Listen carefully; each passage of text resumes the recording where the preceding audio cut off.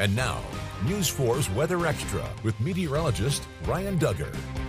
Welcome into Weather Extra. We are now drying out over the past couple of days, especially after a very wet weekend. I was checking Facebook comments today, and some people really liked the rain that made its way through and got some beneficial rain that we've really been needing, while others, they haven't been really looking forward to it. And so now we're going to be drying out, seeing that drier pattern. But also this past weekend with the weather that we saw, it also brought tornadoes for some of our area. And actually, I asked meteorologist Zach Webster to take a look at the power of those tornadoes as they made their way through the Florida Panhandle.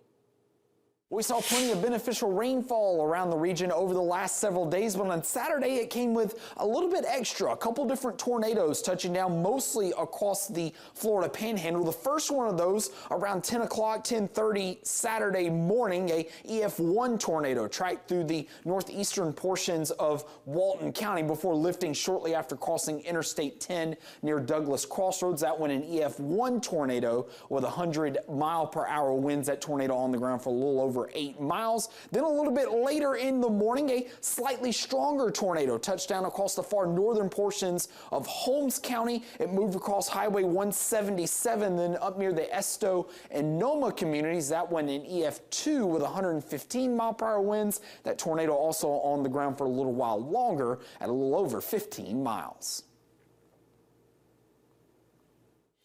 Yeah, it was very easy, really on radar, to see the power of those tornadoes, as well as we were checking the velocity and the debris that even that EF2 was lofting up over the Holmes County into Geneva County as well. But this is a wider view of the paths of those tornadoes. I wanted to show this because, again, it was only one supercell. It was a parent supercell that was distributing these tornadoes as it made its way to the north. And so it was able to fire off these two tornadoes and continue to exhibit rotation as it made its way into Houston County and then finally out of our area towards Georgia. So it was definitely a very interesting storm to watch. Had a really good pocket of energy to use, along with upper level winds and shear to allow for those tornadoes to form.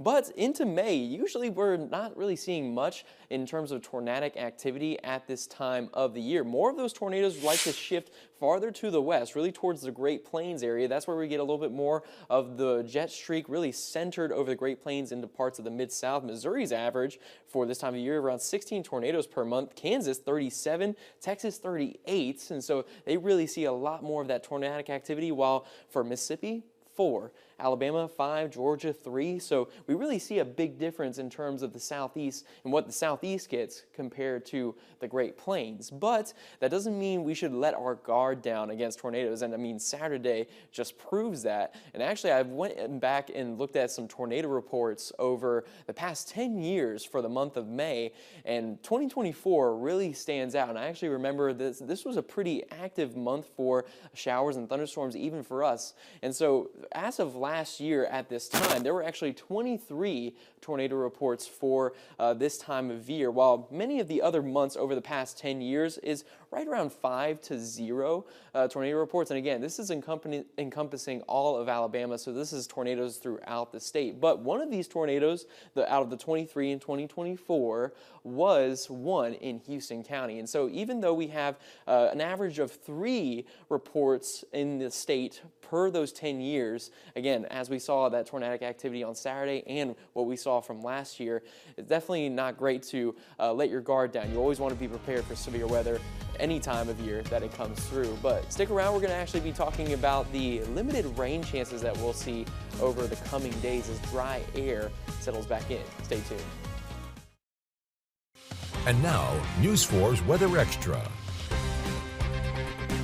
Welcome back to Weather Extra. We saw some pretty good rainfall over the past weekend. That has actually already put us above our normal for the month of May, and now we've kind of matched where we were for last year too, where it was also above normal. And so the rain total that we've seen so far for this month is just above 3.5 inches, where our normal is just under 3 inches. So we're about ½ an inch above normal at this point. That rain was really good and hopefully dented a little bit bit of the rain deficit we've been dealing with for the past several months. But again, it's a pretty steep deficit as well. So what we need is some really good rainfall into the summer to help us out as well. But over the next coming weeks, we're really not going to be seeing much in terms of rain chances as this low pressure continues making its way farther to the north. And so over the next several days into the weekend, there could be some showers and thunderstorms making their way into parts of northern Alabama, into northern Mississippi, trying to make their way to the south. But we'll have a very similar bubble of dry air kind of holding